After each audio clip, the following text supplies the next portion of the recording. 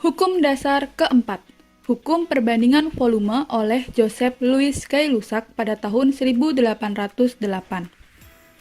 Hukumnya berbunyi, pada suhu dan tekanan yang sama, volume gas-gas yang bereaksi dan gas-gas hasil reaksi berbanding dengan bilangan bulat dan sederhana.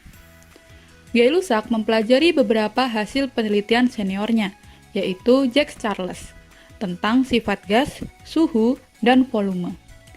Kesimpulan Charles, seluruh gas yang mengalami peningkatan suhu akan memiliki volume yang jumlahnya sama. Namun, kesimpulan ini tidak pernah dipublikasikan olehnya. Gay-Lussac mengakui kebenaran data percobaan Charles dan melakukan serangkaian eksperimen untuk membuktikannya. Hingga pada tahun 1808, dia mengemukakan hukum perbandingan volume sebagai hasilnya. Berikut adalah hasil dari eksperimen Joseph Louis Gay-Lussac. Gay-Lussac melakukan eksperimen dengan berbagai reaksi senyawa gas pada suhu di atas 100 derajat Celcius. Hasil eksperimennya yang pertama yaitu 1 bagian volume gas hidrogen direaksikan dengan 1 bagian volume gas klorin akan menghasilkan 2 bagian volume gas hidrogen klorida.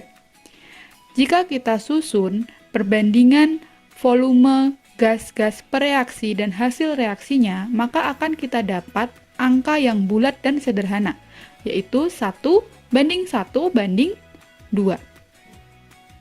Hasil yang kedua, 2 bagian volume gas hidrogen bereaksi dengan 1 bagian volume gas oksigen ternyata menghasilkan 2 bagian volume uap air. Jadi, jika kita susun volume gas-gas pereaksi dan hasil reaksinya, perbandingannya adalah 2 banding 1 banding 2, bulat dan sederhana. Begitupun dengan hasil percobaan yang ketiga. 3 bagian volume gas hidrogen bereaksi dengan 1 bagian volume gas nitrogen, ternyata menghasilkan 2 bagian volume gas amonia.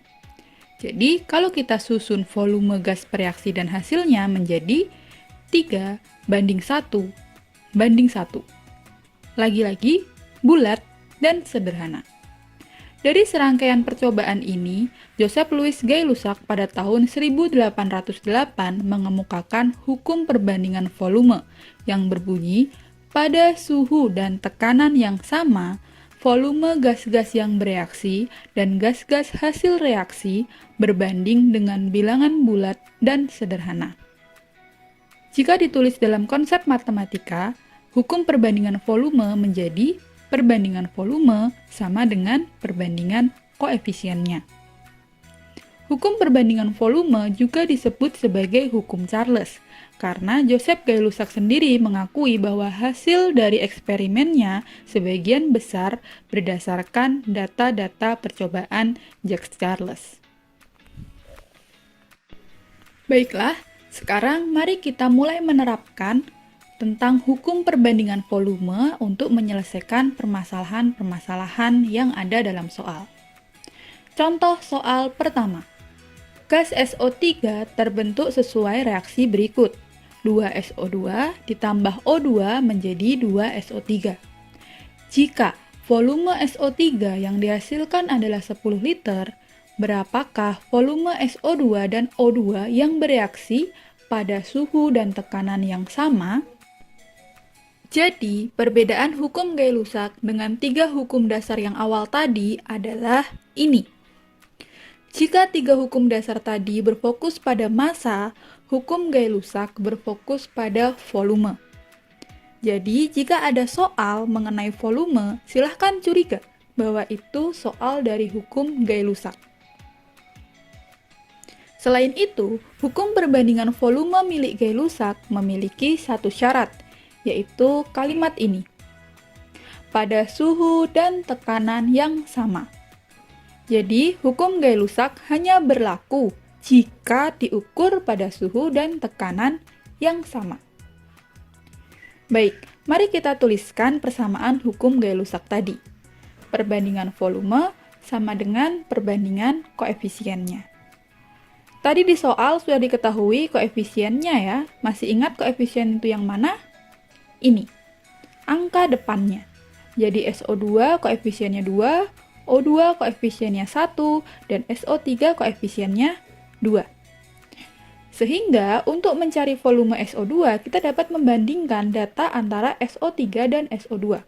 Volume SO3 dibanding volume SO2 sama dengan koefisien SO3 dibanding koefisien SO2.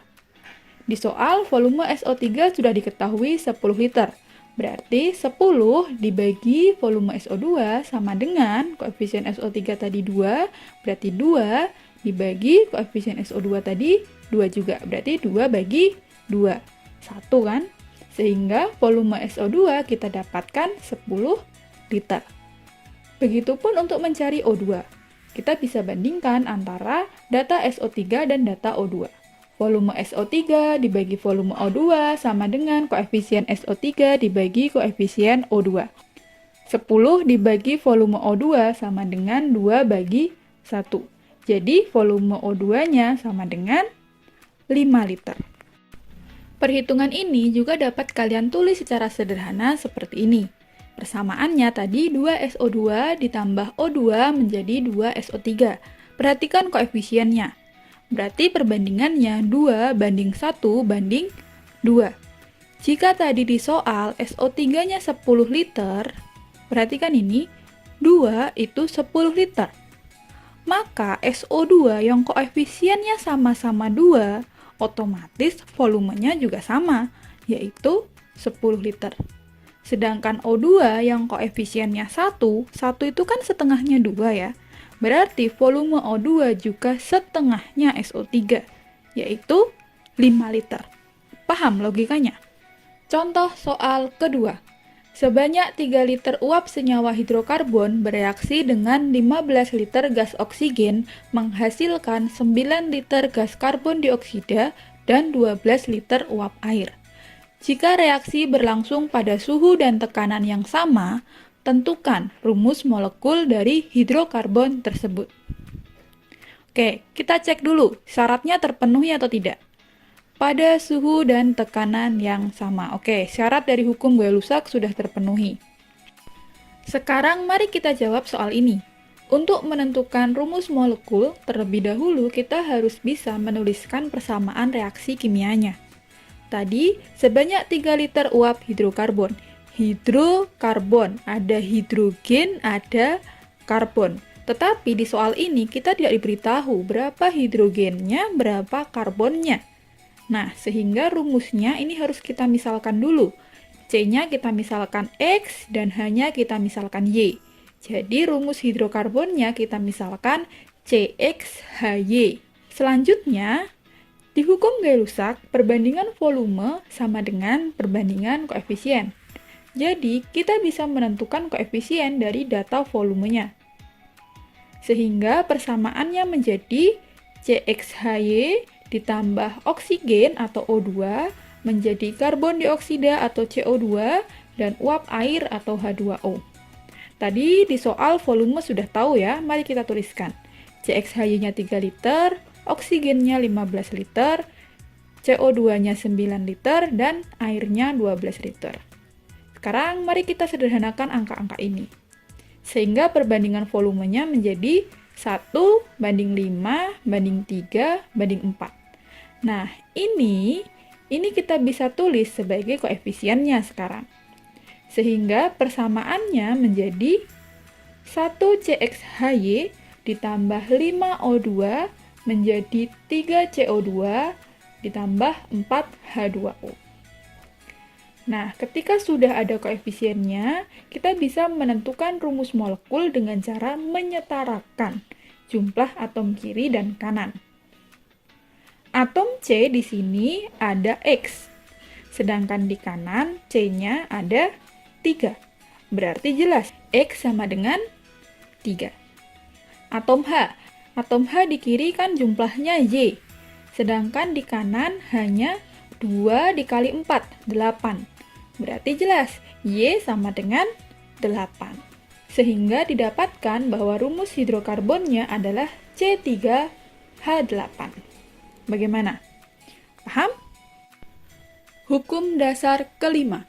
Hukum Avogadro oleh Amedeo Avogadro pada tahun 1811. yang berbunyi, pada suhu dan tekanan yang sama, gas-gas dengan volume yang sama memiliki jumlah molekul yang sama. Pada awal abad ke-18 sudah ditemukan beberapa atom dan perkiraan massa atom relatifnya, seperti misalnya massa oksigen yang massanya 16 kali dari massa hidrogen. Namun, beberapa persoalan sederhana belum bisa terpecahkan, seperti jika volumenya sama, kira-kira manakah yang lebih berat antara gas helium dan udara atmosfer? Persoalan ini tidak bisa dipecahkan secara sederhana karena pada saat itu ilmuwan tidak tahu jika dalam satu volume yang sama, berapakah jumlah molekul dari masing-masing gasnya. Sehingga tidak ada cara lain selain menimbang atau mengukurnya. Selain itu, terdapat pertentangan antara teori atom Dalton dengan hasil penelitian dari Gay-Lussac. Teori atom Dalton menyebutkan bahwa partikel terkecil penyusun materi adalah atom. Atom adalah zat tunggal yang tidak bisa dibagi-bagi. Sedangkan berdasarkan hasil penelitian Gay-Lussac, didapatkan ternyata perbandingan volume hidrogen, oksigen, dan air adalah 2:1:2. Nah, yang jadi pertanyaan adalah, jika atom itu tunggal, maka air harusnya memiliki rumus HO. Lalu, bagaimana perbandingan volumenya bisa 2:1:2? Hal ini Gay-Lussac tidak menjelaskannya. Dua teori ini baru bisa dijembatani oleh hipotesis Avogadro pada tahun 1811. Avogadro menduga pada suhu dan tekanan yang sama, gas-gas dengan volume yang sama memiliki jumlah molekul yang sama. Hipotesis Avogadro ini dapat menjembatani teori Dalton dan hasil penelitian Gay-Lussac.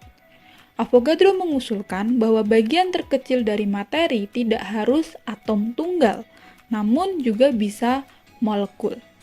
Jika diasumsikan perbandingan volume sama dengan perbandingan jumlah molekul, serta diasumsikan bahwa hidrogen dan oksigen bukanlah atom tunggal tetapi diatomik, dan air adalah molekul 3 atom, maka perbandingan 2:1:2 dapat dijelaskan. Jadi yang terjadi adalah, di sini H2 adalah molekul diatomik. Jadi setiap molekul H2 itu ada 2 atom. Jadi dalam 2 molekul H2 ada 4 atom. Sedangkan oksigen juga diatomik. Jadi dalam 1 molekul oksigen ada 2 atom. Nah, ketika 2 molekul hidrogen bergabung dengan 1 molekul oksigen, 1 atom oksigen akan berikatan dengan 2 atom hidrogen, membentuk H2O. Karena ada 2 atom oksigen dan 4 atom hidrogen, maka akan dihasilkan 2 molekul H2O. Disinilah perbandingan 2:1:2 mungkin terjadi. Uniknya, Avogadro tidak melakukan eksperimen apapun untuk sampai ke kesimpulan ini. Semua kesimpulan tadi berasal dari hasil pemikiran logisnya berdasarkan teori dan percobaan yang telah ada. Oleh karena itu, sampai pada tahun 1860, hasil pemikiran Avogadro disebut sebagai hipotesis, bukan hukum. Jadi, dugaan yang belum dibuktikan secara eksperimen disebut sebagai hipotesis. Jika dugaan tersebut sudah terbukti dan kemudian berlaku secara umum, maka disebut sebagai hukum. Nah, pada tahun 1811, usulan dari Avogadro masih berupa hipotesis. Setelahnya, ditemukan berbagai hasil eksperimen yang sejalan dengan hipotesis Avogadro. Sehingga pada tahun 1860 melalui Kongres Kimia Internasional disepakati bahwa hipotesis Avogadro dapat berlaku sebagai hukum. Begitulah perjalanan hukum kelima kita, yaitu hukum Avogadro, yang berawal dari hipotesis hingga sampai menjadi hukum pada tahun 1860. Hukum Avogadro berbunyi, pada suhu dan tekanan yang sama, gas-gas dengan volume yang sama memiliki jumlah molekul yang sama. Akhirnya, hukum Avogadro ini dapat menjawab pertanyaan kita. Mengapa balon yang dipompa oleh tukang balon bisa naik ke atas, sedangkan balon yang kita tiup sendiri justru jatuh ke bawah? Ini bukan perkara jumlah. Kita tahu dari hukum Avogadro, pada volume balon yang sama, jumlah gasnya itu sama, jadi tidak masalah. Mau itu balon dari pompa atau balon dari nafas kita, jumlah gas di dalam balon tersebut itu sama. Yang berbeda di sini adalah jenis gasnya. Pada tukang balon, gas yang dipompakan adalah gas helium. Gas helium sangat ringan. Ia hanya bermassa 2 kali dari massa hidrogen. Sedangkan nafas kita itu mengandung campuran gas karbon dioksida dan uap air, yang mana setiap molekulnya bermassa sekitar 44 kali dan 18 kali massa hidrogen. Jadi, dalam volume yang sama, dalam jumlah partikel yang sama, tentu saja balon kita akan lebih berat. Dari sini, sekarang kita tahu bahwa pada volume balon yang sama, jumlah gas yang sama, massa balon yang dipompa oleh tukang balon lebih ringan dari nafas kita. Bahkan lebih ringan dari udara sekitar, yang sebagian besar berisi nitrogen dan oksigen. Itulah kenapa balon yang dipompa bisa naik ke atas, karena dia lebih ringan dari udara. Sedangkan balon yang kita tiup sendiri justru jatuh ke bawah, karena balon kita lebih berat dari udara. Sudah terjawab ya? Nah, sekarang mari kita aplikasikan hukum dasar kelima ini dalam contoh soal. Hukum Avogadro tadi berbunyi pada suhu dan tekanan yang sama, gas-gas dengan volume yang sama memiliki jumlah molekul yang sama. Sehingga jika kita tulis dalam persamaan matematika didapatkan perbandingan volume sama dengan perbandingan molekulnya. Yang nanti pada tahun-tahun setelahnya akan ditemukan bahwa dalam 1 mol terdapat 6,02 kali 10 pangkat 23 molekul. Ini kemudian akan disebut sebagai tetapan Avogadro. Contoh soal. Pada suhu dan tekanan tertentu, gas nitrogen direaksikan dengan gas hidrogen menghasilkan gas NH3 atau amonia sesuai dengan reaksi berikut. N2 plus 3H2 menjadi 2NH3. Jika gas hidrogen yang bereaksi sebanyak 7,5 kali 10 pangkat 23 molekul, maka berapakah jumlah molekul gas NH3 yang terbentuk? Untuk menjawab pertanyaan ini, kita bisa menggabungkan hukum Gay-Lussac dan hukum Avogadro, sehingga didapatkan persamaan volume 1 banding volume 2 sama dengan koefisien 1 per koefisien 2 sama dengan jumlah molekul 1 per jumlah molekul 2.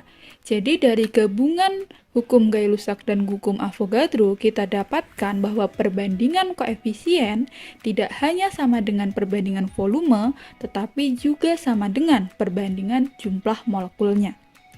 Jadi pada persamaan ini, koefisien H2 kan 3. Sedangkan koefisien NH3 kan 2, berarti 3 banding 2 sama dengan jumlah molekul H2 tadi 7,5 kali 10 pangkat 23, sedangkan jumlah molekul NH3-nya dicari. Sehingga kita hitung jumlah molekul NH3-nya berarti 7,5 kali 10 pangkat 23 dikali 2 dibagi 3, sehingga hasilnya 5 kali 10 pangkat 23 molekul. Atau sama seperti pada hukum Gay-Lussac, kita bisa menggunakan logika sederhana seperti ini. N2 ditambah 3H2 menjadi 2NH3. Perbandingan koefisiennya 1 banding 3 banding 2. Nah, tadi H2 disoalkan sudah tahu 7,5 kali 10 pangkat 23. 3 itu 7,5. Nah, pertanyaannya kalau 2 berapa? Kalau 3 itu 7,5, berarti kan satunya 2,5. Berarti kalau 2 kan tinggal dikali 2 tuh. Oh, berarti kalau 2, 2,5 kali 2. 5 kali 10 pangkat 23. Seperti itu. Baiklah, pembelajaran kita mengenai hukum dasar sampai di sini dulu.